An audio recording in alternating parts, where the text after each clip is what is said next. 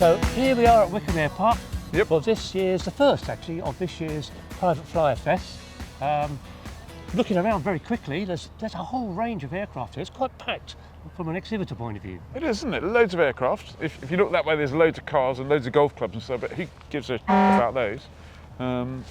Yeah, so there's everything from Microlights over there to all of the manufacturers have got their exhibits. This is here. like the expensive row, isn't it? Yeah, it's the expensive row. So a couple of brand new Cirruses over there. yeah, so that's not the cheap row either. That's not the cheap row either. So we thought we'd have a look at kind of buying airplanes, really. We'll wander around, see what's for sale, see how much they are, maybe see if we can find the cheapest, Yes. the most expensive. Now, there was a sign over there saying you can make money out of buying an aircraft Really? on lease back.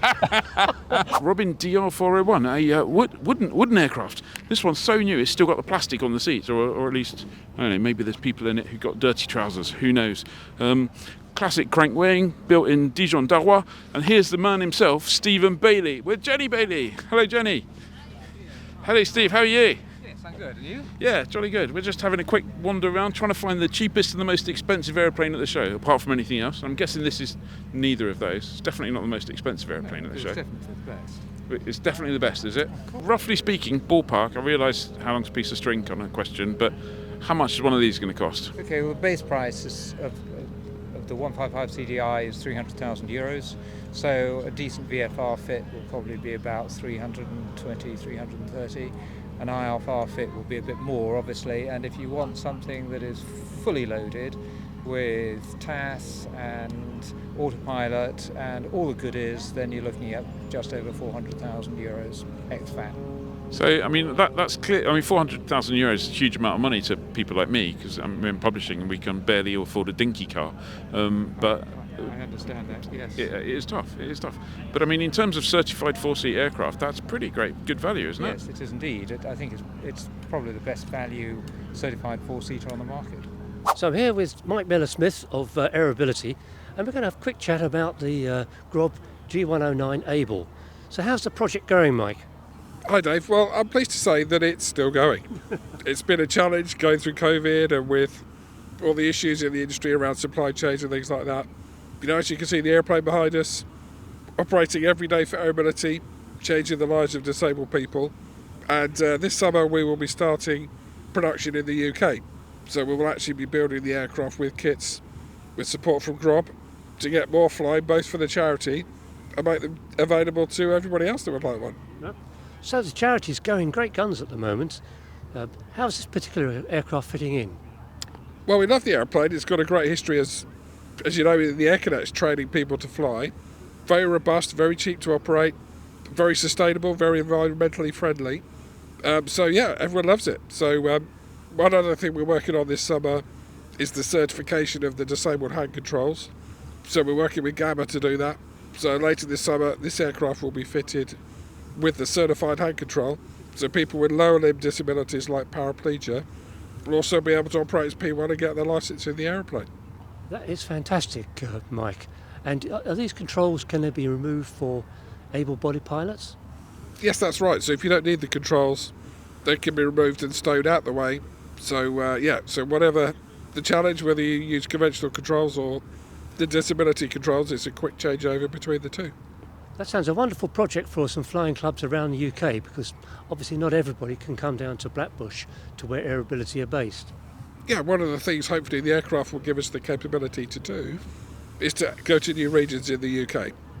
We're really keen to help disabled people wherever they are, so hopefully we'll have some aircraft further north with the adaptions, further east in all directions, Scotland, Northern Ireland, just to give everyone the chance to fly and experience the magic of the skies. And this is a big year for Airability, because you're celebrating your 30th anniversary, and the Aviators Ball, the tickets have just gone on sale for that. That's right, our 30th anniversary, who can believe it? So what started as a small group of enthusiasts and an experiment is now, you know, changing the lives of hundreds of people every year.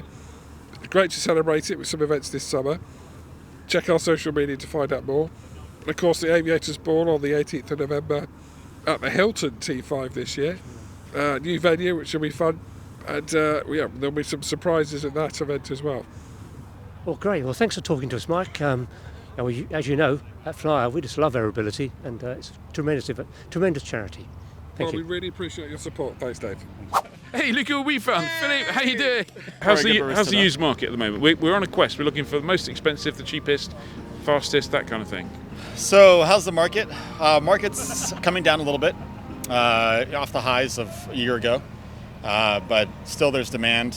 Still there's inventory levels are still coming up, so prices are still sustained, but it's getting a little bit softer.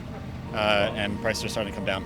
The Tatman Mentor is behind us. Yeah. That's the first time this has been in the UK, I believe. Absolutely, yeah. We brought it over in the summer, and this is the first show that it's been at, so we're very excited to have it here.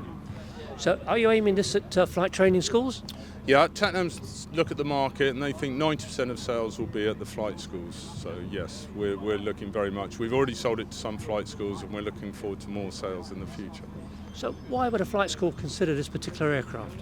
The main selling points of the aircraft is very competitively priced. It's the only two-seater certified aircraft, IFR certified aircraft in Europe. Very low operating cost, down at 14 litres an hour. So it's very competitive for the flight schools. So what would an aircraft like this cost? The standard model IFR, they do two modes. They do a non-IFR and an IFR. The IFR model is €274,000. And so what do you think how does that compare with some of its rivals? Well, there aren't the rivals are probably nearly twice the price, because if you're talking about brand new, and the only other IFR rivals are really the legacy aircraft, and then they have massive operating costs. So the real selling point of the Tatman is you can get a full IFR full package on the pilot training with the P Mentor and the P2006, and it's been calculated that flight schools would save about £14,000 per student. Right, and they can get full sales and support here in the UK? Absolutely. Orange, we're absolutely committed. As a lot of people are aware, we sell and distribute Pilatus Service Centre. We're Tatman Service Centre, and offering an exceptional service is what Orange is all about. Right. And any private buyers of your aircraft? Yeah, we've had lots of sales on the 2010. The 2010 is available with a diesel or Lycoming engine. We actually thought the diesel was going to be the most popular, and it is very, very popular. But actually, because of the short field performance of the Lycoming, people with their own strips, we've actually sold some IO 390 Lycomings as well. So that's been a bit of a surprise. We thought it was all going to be diesel, but actually the Lycoming's still in there fighting. Yeah. And there's a Grand Lusso version of the B2010 as well, isn't there? There is indeed, yeah. So the Grand Lusso, which is Grand Luxury, is we're actually getting our demo in November. So we're very much looking forward to that, which is based on the diesel version, but is a more luxurious interior. So it's classic Italian style. So if you think Ferrari or Maserati with a diesel engine. And this is Tatman's 75th year of operation. Absolutely. So it was founded in 1948. We had a great celebration last week over in Capua where they're made. But the great thing about it's still family run. So the son and grandson are now running it, but it's very, very professional. So they're expanding. They've got over 530 employees. They're taking on more. They're building a new hangar, building new offices. So they're on the up as well. Thanks for your time. Thank you very much. So, William, can you tell us what do you think the second-hand market for aircraft is doing at the moment? Well, I think all the bounce-back loans are gone. I think people had to realise that they needed to pay that money back. And it was a case that 3 years ago that everybody had 55,000 to spend on a plane. So people are more selective now about what they're buying. So there's not as many inquiries, but the ones that are there are good. You know, the first guy that came up to us today, you know, he's an Arrow. He'd like to step up to a Saratoga. He wants the details. He wants to know about the cruise profiles of the aeroplane. And we'll go, and the aeroplane should sell itself in the air. And that's what we'd like to do. The people who are here today, was get them in the air. So out of the aircraft you've got here today, which is the most expensive and which is the least expensive? Okay. So the Turbo Saratoga here is 278,500. That's the most expensive aircraft we have, but it's a fabulous 6-seat aircraft that flies all around Europe regularly. And the best priced aeroplane is the 172H, which we have here. And the 172H is show special. It is 42,000 if we have to bring it back to Yorkshire, and it's 40,000 if we leave it in London. Alex, we're here on the BEA stand. BEA is the Piper dealer, Piper agent for the UK. Yes, so we're the Piper dealer for the UK, Ireland, Channel Islands, Spain and Portugal. Blimey, global conquest, eh? It is, bit by bit. Okay, so let's just have a quick canter through the Piper range. I know at the beginning you've got, I think there's a factory direct Piper Cadet or something, or Yes. a Pilot 100i. But apart from that, because that's factory direct and they're not here, you start off with the PA28 still. Is that still going strong? Oh, 100%. The PA28 is going strong. You've got the trainer variant, and you've got the more private owner variant, and you have the option for a diesel engine or your normal avgas, and by diesel, jet fuel, which we have both here. And then from the Archer, you've then got the Seminole, which again, very much fantastic for training schools, great for fair weather bases, and for private owners in fair weather. Without anti-icing, not so good for the UK. But then you have the Seneca for the UK, which is still going strong, still as reliable as it ever was. And then you go into the pressurised aircraft, the M class. So you have the M350, M500, and the M600 SLS. I was going to say, now I haven't yet won the lottery. If I did win the lottery and I was knocking on Piper's door, it would definitely be for one of the PA46 variants.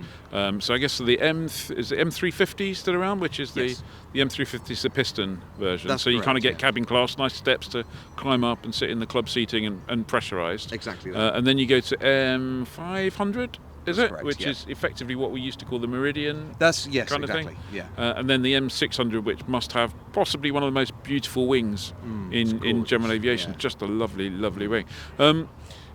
Just in case I do need to knock on the door after winning the lottery, give me a rough ballpark. How much am I going to need for like the? It might be a small win. So how about like a PA28 basic VFR only? Roughly VFR speaking, what's that going to cost me? So that will cost you in the region of about $550,000. Okay, $550,000. But assuming I get all 6 numbers plus the bonus, I don't actually play, so I'm probably not going to win. but if I did, how many times would I need to win to get an M600? So if the M600 is delivered to the UK with all the options you'd want, is about $3.8 million US. Oh, that's less than I thought it was. It's the most. It's the best bang for buck aircraft you're going to find in the turboprop range. Right, so I'm here with Henrik Burkle from Diamond UK, or Gemstone Aviation. So we're standing in front of, what is this aircraft, Henrik? And can you tell us a bit about it? Yeah, this aircraft is a Diamond DA50. It's our latest model. It was introduced a year and a half ago, and this aircraft is our current demonstrator. It's actually sold, so we'll get another new demonstrator in June, July time. And it's price-wise, I would say typically equipped is about just over 1 million euros plus VAT. And it actually fills a gap in our product line because we have the other models. We have the DA40, which everybody knows, I think, because it's been around a long time and used a lot in flight training as well as a private aircraft.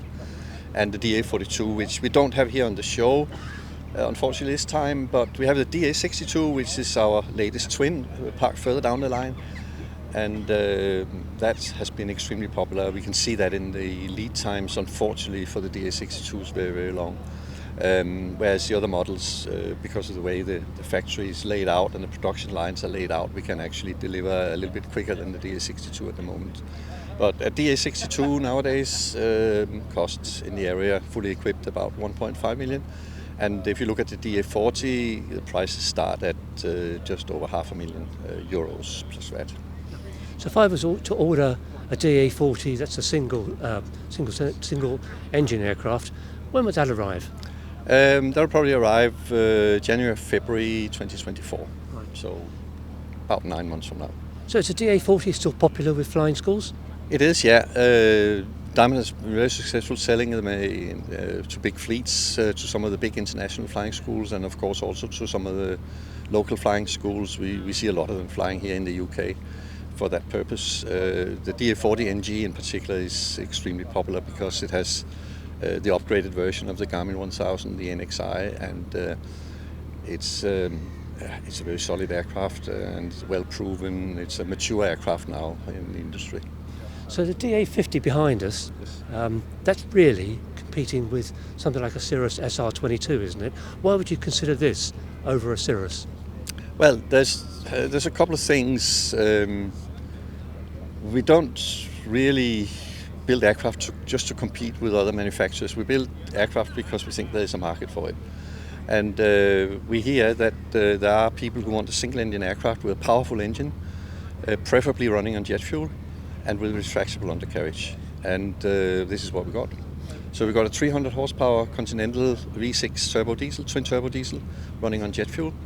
It's got retractable undercarriage. It's got room for 5, and it's got de-icing, approved for flight into known icing. So it's basically got everything. It's a really nice single-engine aircraft to fly, and got good performance as well. And the DA62, that's your top-end twin-engine aircraft. Who's kind of typically operating an aircraft like that? Yeah, that's basically sold to private individuals who want to travel around Europe in the safety and comfort of a twin-engine airplane. That is actually very easy to handle on one engine, which has been one of the reasons why people in the past have shied away from twin-engine aircraft, because of the, should we say, on-edge handling operating on one engine. But the DA62 is so docile on one engine that people are really comfortable with it, even in that kind of an emergency. However, I think that statistics say that we have had actually very, very few in-flight shutdowns recorded ever with the DA62. And the other type of customer we have is small businesses who have their business mainly visiting customers in the UK and, as you say, near Europe into the Netherlands, France and Germany, Scandinavia. And of course for overwater flight over the Alps and so on, the DA62 with its 2 engines give you that extra comfort, in particular flying at night or flying with a single. Thanks very much, Henrik. Thanks. My name's David. David Atta, work for Cirrus UK, looking after the pre-owned sales of Cirrus aircraft within the UK market. So I'm looking for a Cirrus. I can't afford a brand new one, but this one here, for instance, looks really nice. What's it going to cost me? So obviously it depends on your budget. There's obviously multiple aircraft out there. We can sort of look at aircraft up for sale. We've also got links with people that may not be on the open market, so we can always find something for you. This particular aircraft is a G5 2015. It's about on the market at the minute for $800,000 including the VAT. But there's things cheaper, things more expensive depending on your budget. So where do you see, you've got knowledge of all this market in the UK and I guess Europe as well. So where is the sweet spot on aircraft? What's really good value, and if you went any cheaper, you might be looking at something that's not going so well. So there's the sweet spot's probably sort of around the G5 at the minute. Obviously G6, we're still buying new G6s at the minute. So there are some out there. Price point's quite close to new, but there's still good deals to be had in all sorts of markets. What about the older aircrafts, the G3s, something like that? So G3s are still lovely aircraft. They're still really going like hotcakes, to be honest. As soon as they're on the market, they're not hanging around long. We sold one the other week, so yeah, still great aircraft. Supposing the unimaginable happens and I win the lottery and I've got several million to spend, what's the top of the range Cirrus going to look like, and what's it going to cost me? Top of the range Cirrus would be one of the 2 other ones we've got on stand here, starting about $800,000, and sort of after that go up to 1.2 depending on your budget and what specs you want. Can you tell us about there's a pipistrel behind you? There is. Well, this is a new 600 kilo microlight class pipistrel called the LSM, or the Light Sport Microlight, and it's got a 100 horse engine, constant speed propeller, autopilot and a glass cockpit. That's an incredible spec. Come and have a look. I will. Can you tell us a little bit about the price of this aircraft? €168,000 plus VAT. So TBM 960 must be one of the early deliveries, I guess? That plane actually left, it's fresh from the oven. We took it out of the factory yesterday. Still smells of fresh bread. It is, exactly. Wow. Very much so. So just we were just trying to guess, and not talking about that aeroplane in general, and I realised the answer varies. But what kind of ballpark is a TBM 960 cost these days? It's a bit more than $5 million, and it comes with 5-year warranty and maintenance, which is a nice bit. So essentially, once you've purchased the aircraft, you just fuel it for the next 5 years. Fuel in. So what are you going to spend your money on then, Ian? Depends how much. My money. Hang on a second. In fact, I haven't actually got any money, so I'll spend my money on a sandwich shortly and a cup of coffee. Right. I'm not even sure I can afford that here, to be honest. I don't know. Well, I have to say, yeah, DA62 is a very lovely aeroplane. In terms of singles, probably end up being a Cirrus for me. In terms of single turbines, if I had that much money, TBM, very, very nice place to be up the front of a TBM. Yeah. You can get a lot of places quite quickly. But you know, you need a helicopter as well for some local stuff. I'd be okay with a little R44, to be honest. Yeah, I think in the helicopter front, I'd go for the Bell 505. Yeah. It just looks a bit more substantial. Yeah. But I do like the look of the old Tatman Mentor. The Tatman Mentor would be like a pure fun thing, wasn't it? Yeah. But it's hugely capable. It's IFR capable. No, absolutely. I mean, yeah, it's so interesting. All of these things, you know, and we can kind of pontificate about it because we haven't got to put down 5 million quid of our own money or anything, because it's not that good. But yeah, some great fun aircraft out there. Yeah. Good place to come if you're new to aircraft and you're looking to buy one. Yeah, absolutely, and there's a good range of used aircraft as well. Yeah. So I think the organisers have done a pretty good job here. I think we should wrap up. Okay, cheers.